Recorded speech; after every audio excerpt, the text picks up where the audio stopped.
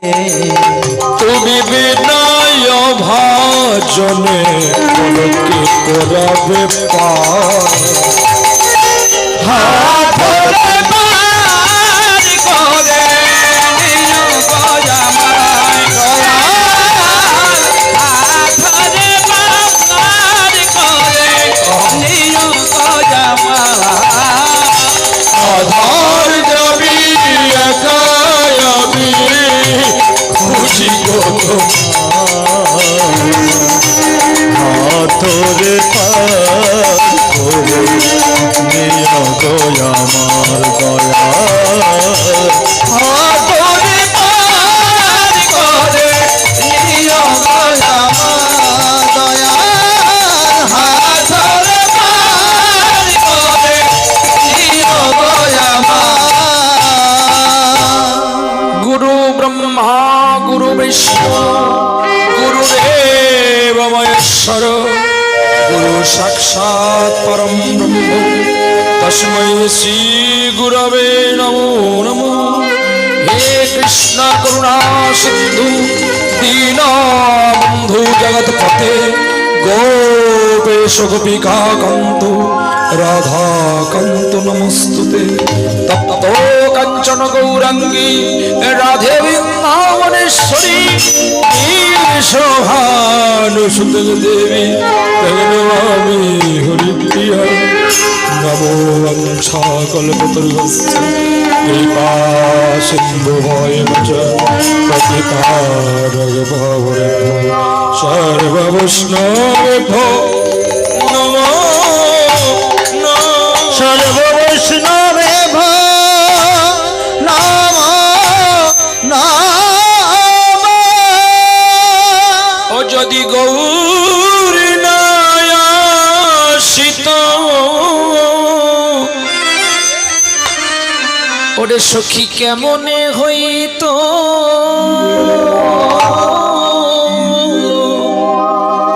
বলি কেমনে ধরিতাম দেখে তিনি কেন আসলেন এই অধনা কলিযুগে নবদ্বীপের পূর্ব শৈলে আসার তো কথা নয় কিন্তু কেন আসলো যে ব্রজে ছেড়ে ব্রজে কত ভামকান্তি লুকিয়ে থাকে সেই ব্রজের রস ছেড়ে কেন নবদ্বীপে আসলো তাহলে কি বৃন্দাবনের চেয়ে নবদ্বীপের রস বেশি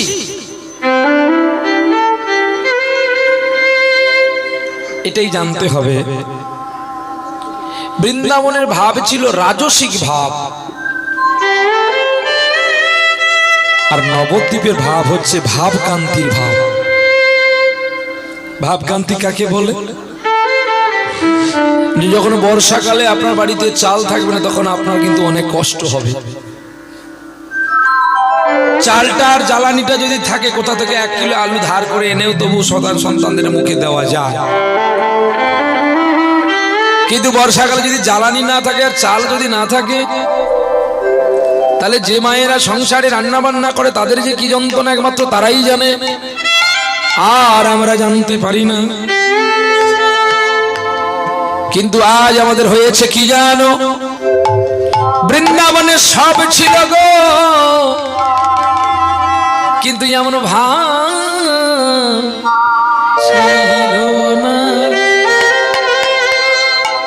কেন ভাব ছিল না রাধারানীর ভাব ছিল না আরে রাধারানীর ভাব ছিল কিন্তু কৃষ্ণের কি ছিল তাই কৃষ্ণচন্দ্র রাধাকান্তির ভাবকে পরিপূর্ণ করবে বলে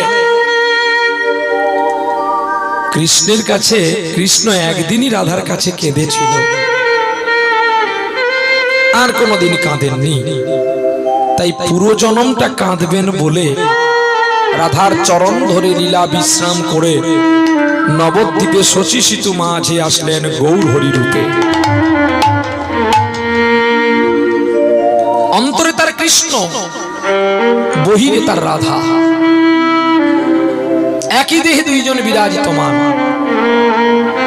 বলে কি করে হয় আচ্ছা, আপনারা কাউকে ভূতে ধরেছে দেখেছেন? ভূত ভূত দেখতে প্রহ্লাদ, কিন্তু এর ভেতরে আছে ভূত। এই প্রহ্লাদ খায় 50 গ্রামের চালের ভাত, আর ও বেটা তার 5 কিলো চালের ভাত খেয়ে নিচ্ছে। তাহলে এবারে সহজ করে বোঝাতে পারলাম, রাধারানীর অন্তরে, গোবিন্দের অন্তরে ভেতরে আছে দুইজন ব্যক্তি। কে না, যেমন আমাদের প্রথমে একটা চামড়া কেটে দিলে তারপরে আবার একটা লেয়ার আছে, সেই লেয়ারটা কেটে কেটে তারপরে যেতে হবে মাংসের কাছে। ডাইরেক্ট কিন্তু এই চামড়া তুলে দিলে মাংস পাবেন না, 7টা লেয়ারের পরে কিন্তু মাংস। ঠিক তদ্রূপই আমাদের হৃদয়ের মধ্যে বাইরে অঙ্গটা ফর্সা গৌর, ভেতরে তার কালো, আর তার ভেতরে আছে আলো। অর্থাৎ বাইরে রাধারানী গোবিন্দকে জড়িয়ে ধরে রেখেছে ঠিকই, কিন্তু প্রাণনাথ বলে ভেতরে আছেন আমার প্রাণ গোবিন্দ রাধারানী। কেন থাকলো জানো? গোবিন্দের অপ্রাকৃত লীলা, অপ্রাকৃত লীলা আস্বাদন করবেন বলে। তাই আমার ব্রজের কৃষ্ণ যখন নদিয়ায় গৌর হয়ে গেল, রাধারানী আর ব্রজে থেকে কি করবে, তাই তিনিও আসলেন এই ধরাতলে। রাধাকান্তি প্রেমচিন্তকে লীলা পরিকৃষ্ট করবে বলে তারাও আসলেন এই সোনার বাংলায়, পশ্চিম বাংলার বুকে নদিয়া জেলায়।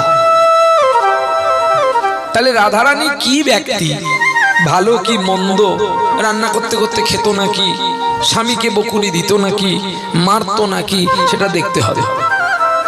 আচ্ছা, রাধারানী কোনোদিন স্বামীকে মারতে উঠেছে? মারেনি। কি কয়? ভালো কথা বললে কাকা মদ খেয়েছে। হাত মিলাও, হাত মিলাও। না গো মা, রাধারানী সেদিনই আয়ানকে দেখিয়েছিল যে আমি কে তুই দেখ, মারতে ওঠেনি। যখন প্রভাস যজ্ঞের লীলা দর্শন করতে যাবেন বলে গোবিন্দ পত্র পেয়ে যখন রেডি হয়ে গিয়েছিলেন, তখনই আয়ান ঘোষ বলছে তোমার যাওয়া হবে না, আমি তোমাকে বেঁধে রাখবো। আর যে বাঁধার কথা বললেন, দশভুজা ত্রিনয়নী রূপ ধারণ করলেন রাধারানী। রাধে রাধে। আর সেই রূপ দেখে আয়ান ঘোষ স্ত্রীকে প্রণাম করে বলেছিল, মা গো, আমি এতদিন তোমাকে মায়ার জালে বেঁধে রেখেছি, আমি তোমাকে চিনতে পারিনি। তুমি যে আমার স্ত্রী রূপে আমার মা, আজকে আমি জানতে পারলাম। আমি আর কোনোদিন তোমাকে তোমার কৃষ্ণ সেবায় আমি বাধা দেব না মা, তুমি যাও। আমার একটা কথা শুনবে রাধে, আজ আমি একটু তোমার চরণে আলতা পরাবো। আয়ান ঘোষ রাধারানীর শ্রীপাদ যুগল চরণে নয়নের জল দিয়ে আলপনার আলতা পরিয়েছিল।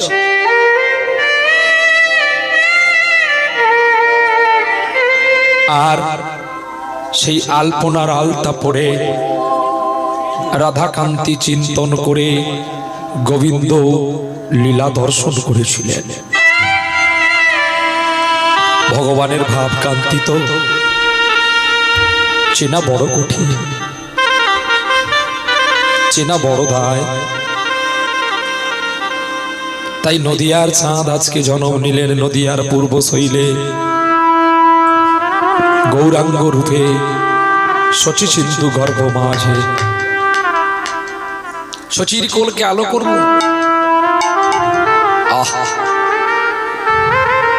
শচী মায়ের গর্ভে নিমাই যখন ছিলেন কত মাস জানো? আমরা ছিলাম 9 মাস 10 দিন। নিমাই কতদিন ছিল গো? 13 মাস। মহাপ্রভু মায়ের গর্ভে ছিল 13টা মাস।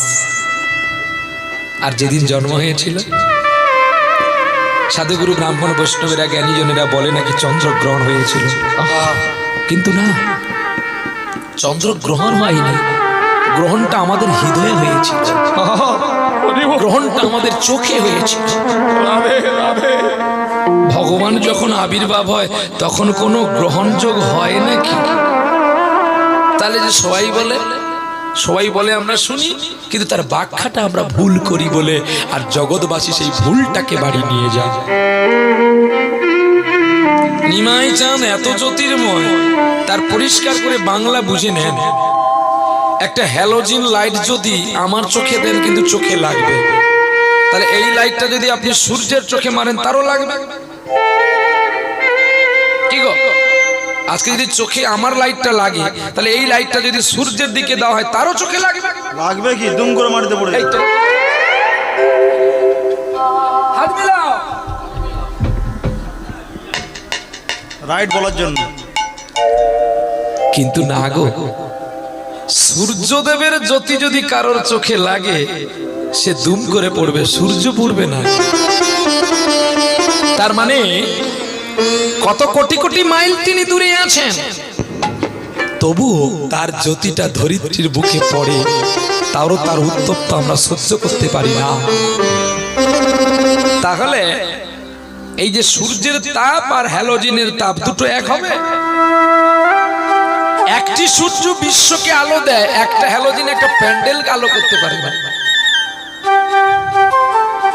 হ্যাঁ, ঠিক তেমনি সূর্য বিশ্বকে আলো দেয়, আর গৌর জন্মের পরে এমন গৌরের জ্যোতি বেরিয়েছে, সূর্য নিজে কলঙ্কিত, আর কলঙ্কিত আকাশের চাঁদ। সন্ধ্যার ব্রহ্মপ্রাত কালে গোধূলি লগ্নে জন্ম নিয়েছিলেন আমার নিমাই চাঁদ, পূর্ণ পূর্ণিমার পূর্ণ চন্দ্রে। আর সেই চাঁদ যখন জন্ম নিল, সকলে উলুধ্বনি দিল, হরিধ্বনি দিল। কি গো,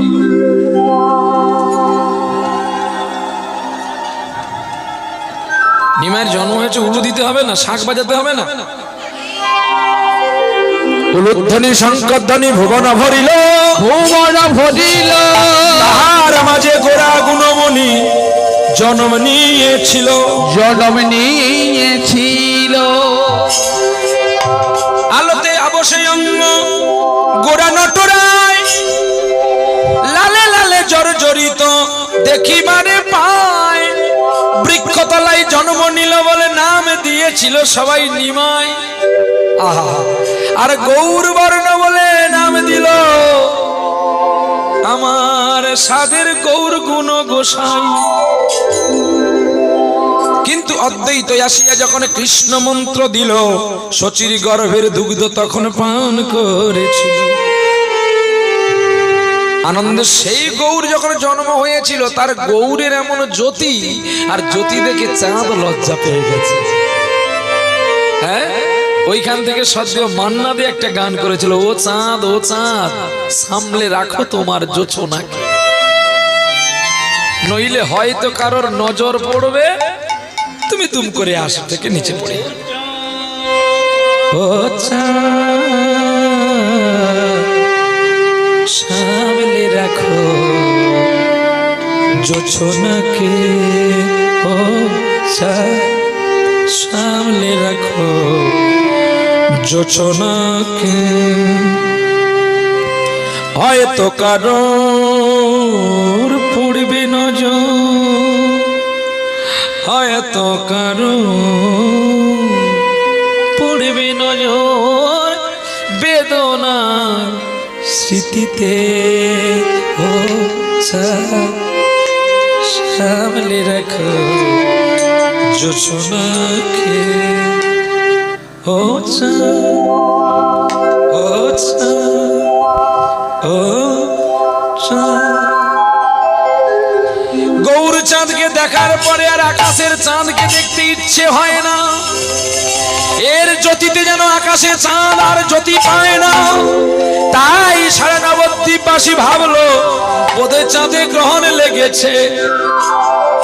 একসঙ্গে তিনটি গ্রহণ, এদিকে গৌরচাঁদের জন্মগ্রহণ, গৌরচাঁদের মাতার নাম গ্রহণ, আর আকাশে বুঝি হয়ে গেছে চন্দ্রগ্রহণ। তাই আজও আমাদের মনের মধ্যে যেন চন্দ্রগ্রহণ হলো। আজ শুক্লা ত্রয়োদশী ভারত ভূপ্রদেশে জম্বুদ্বীপে বসেছে হরি নামের মেলা, নামের মেলা। এই মেলায় আমরা সবাই খেলবো, এ খেলায় কেউ হারে না। বাইরে সবাই জেনে এ খেলা কেউ হারে না। সবাই জেনে।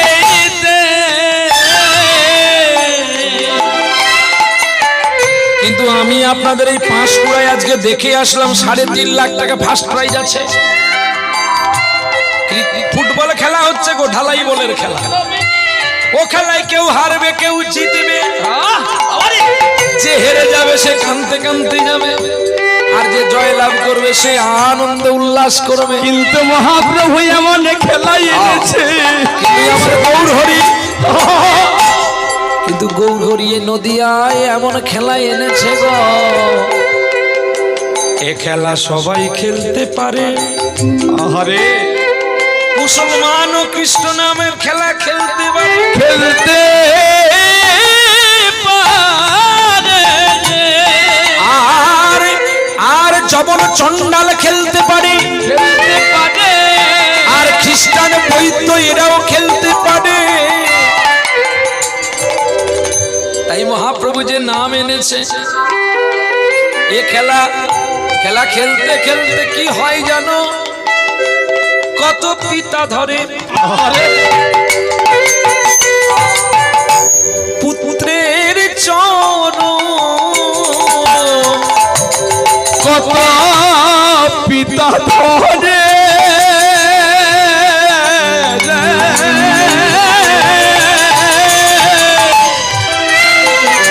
পিতা ধরে পুত্রের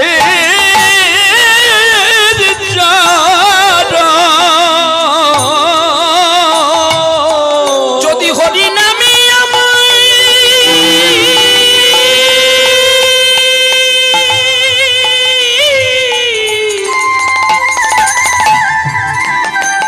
যদি নামে আমার হয় গো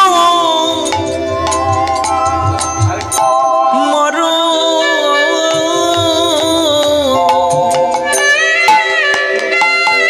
দেখো দেখো কত পিতা ধরে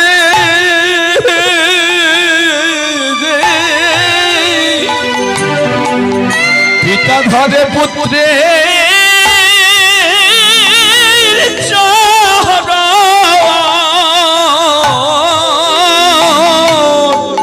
হরি প্রেমের তাই আজ উঠে যখন এই মহতিময় বৃন্দাবনে জাতি ধর্ম নির্বিশেষে মহাপ্রভু যে নাম বিতরণ করলেন, হরে কৃষ্ণ কৃষ্ণ কৃষ্ণ হরে হরে, হরে রাম রাম রাম হরে হরে। এই নামে মুসলমান কেঁদেছিল, এই নামে বনের বাঘ কেঁদেছিল। কিন্তু আজ আমাদের মন কেন কাঁদে না, আমাদের নয়ন কেন গলে না? এর জন্য দায়িত্ব আমরা। ও গইতে জানি অপরাধ আছো যে প্রচুর, আমাদের ইচ্ছে জানি অপরাধ আমাদের আছো যে প্রচুর। ওরে কৃষ্ণ প্রেম বিজিতা না হলো অঙ্কুর, কৃষ্ণ প্রেম বিজিতাতে না হলো অঙ্কুর। তাই তো নয়ন আমার ছুদে না গো।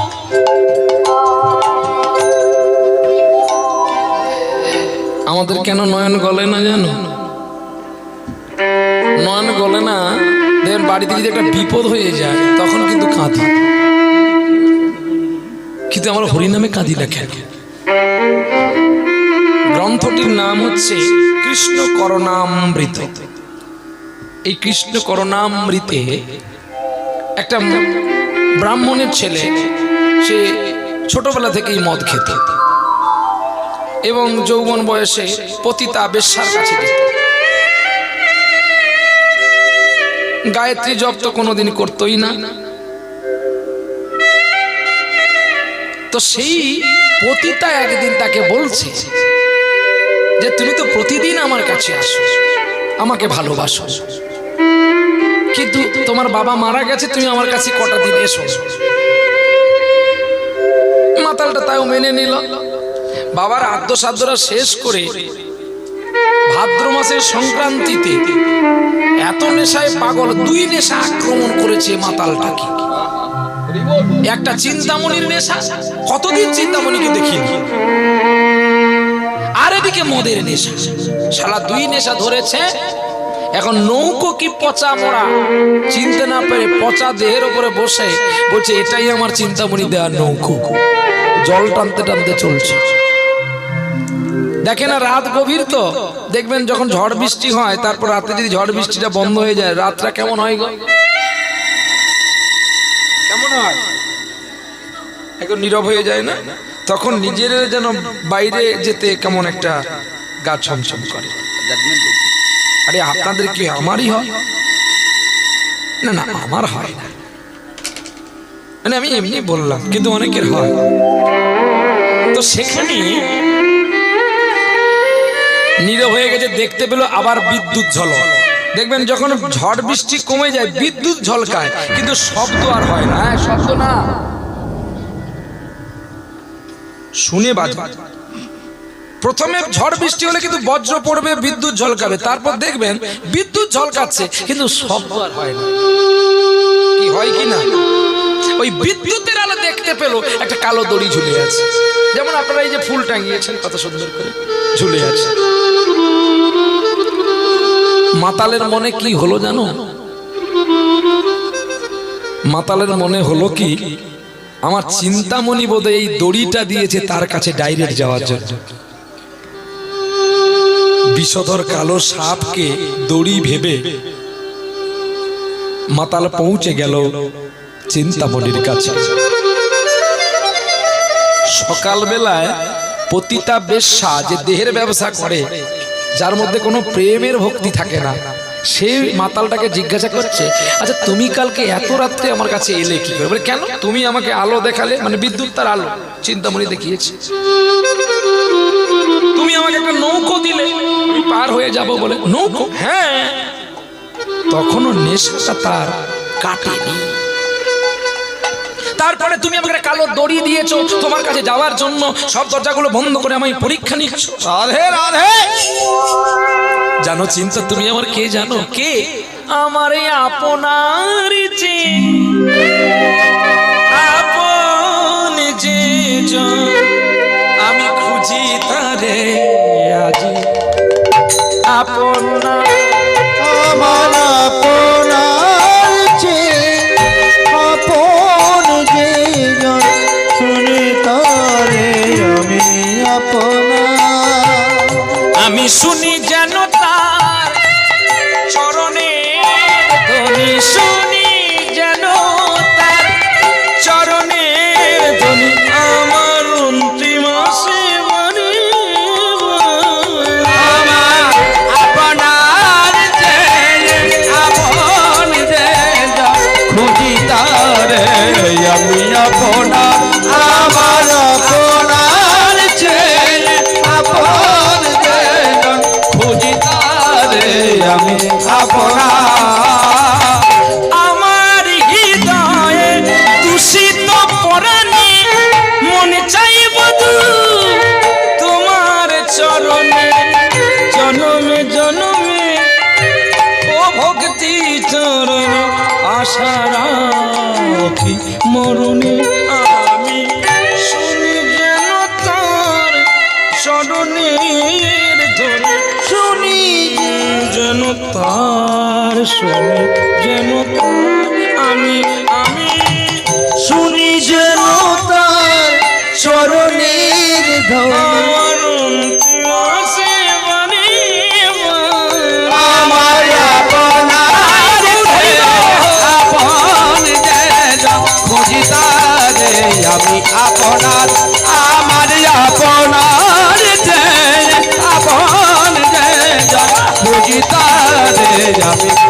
আপনার খুঁজি তারে আমি আপনার খুঁজি তারে আমি আপনার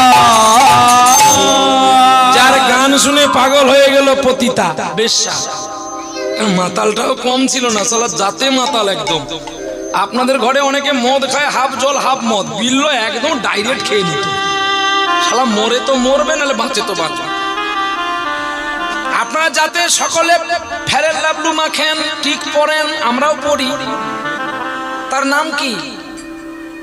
আমরা কাকে দেখে পড়ি? আয়না। আয়নাটাকে আস্তে আস্তে করে বিশ্লেষণ করো দেখি, একটা একটা করে বিশ্লেষণ করো। আয় হয় আয়, নালে না।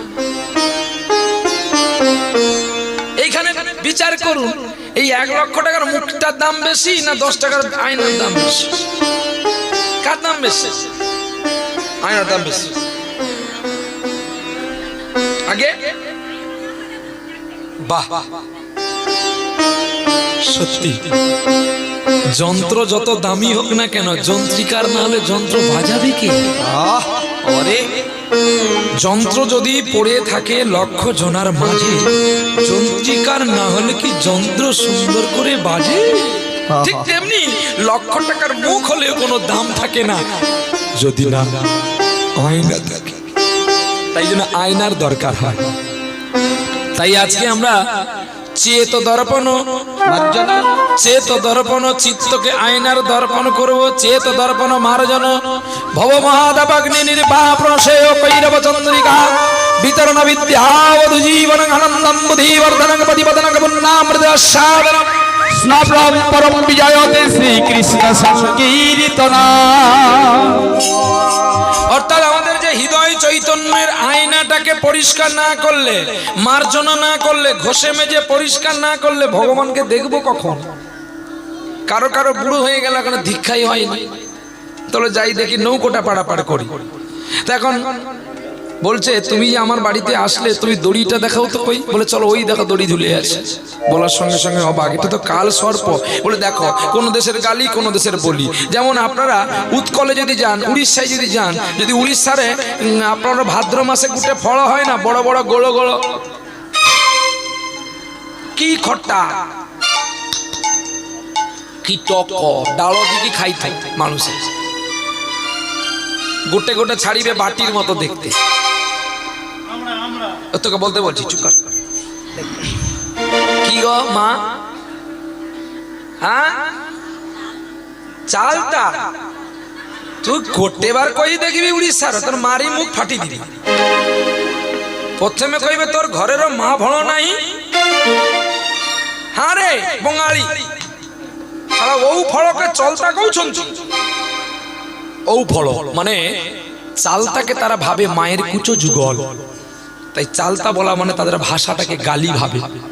তাই ও ফল মানে কত সুন্দর ফল, ও ফল চলতা কইবে নাই, মারি দিবে, গালি দিবে, খারাপ কথা কইবে। ও ফল তাহলে সে দেশের ও ফল, মোর দেশের চলতা না। কিন্তু স্বাদ কেমন? ফলের নামও হলো কিন্তু স্বাদ টক। ব্রজের কৃষ্ণ, নদিয়ার নিমাই, কিন্তু স্বাদ কেমন? অমৃত। সে কালো হতে পারে, ফর্সা হতে পারে, স্বাদ তার অমৃত। এই অমৃত স্বাদের কখনো তুলনা হয় না। বলে তাহলে নৌকোটা দেখাবে চলো। বলে ওই দেখো নৌকো পড়ে আসে। বাহ, নৌকোর কথা বলতেই বলছে, এই মন প্রাণটা তুমি এই নষ্টা চরিত্রহীন নারীর প্রতি দিয়েছো, এই মনটা যদি ভগবানের পথে সঁপে দিতে, তুমি তার কৃপা পেতে। বিল্ল পাগল হয়ে চিন্তামণির কাছ থেকে মাটির একটি কৃষ্ণ মূর্তি নিয়ে কাঁদতে কাঁদতে পালিয়ে গেলেন। আর তখনই তার চৈতন্য হলো, দুটি চোখকে বিসর্জন দিয়ে দিলেন। অন্ধ কানা হওয়ার পরেই তো গোবিন্দকে পেল। বিল্ল ঠাকুর সেই জায়গায় বলেছিল, যে চোখ গোবিন্দের জন্য ঝরে না, সে চোখ রেখে লাভ কি? যে হাত পিতৃমাতৃ সেবা করতে পারে না, সাধুগুরু বৈষ্ণব সেবা করতে পারে না, এই হাত রেখে লাভ কি? কে বলেছিল? মহারাষ্ট্রের একটা ছেলে। আজকে তারই লীলা আমরা আস্বাদন করব। চলো তাহলে গৌর না আসিত কেমন হইতো, কেমন ধরিতাম দে শিরাধার মহিমা প্রেমর সসীমা জগতে জানাতো কে? মধুর বৃন্দা বিপিন মাধুরী প্রবেশ দাতুরী সার বরদ যুবতী ভাবের ভাগতি সকতি হইতো কার। এই পথটি যিনি গিয়েছিলেন তিনার নাম হচ্ছে বাসুদেব ঘোষ। ওরে বাসু কহে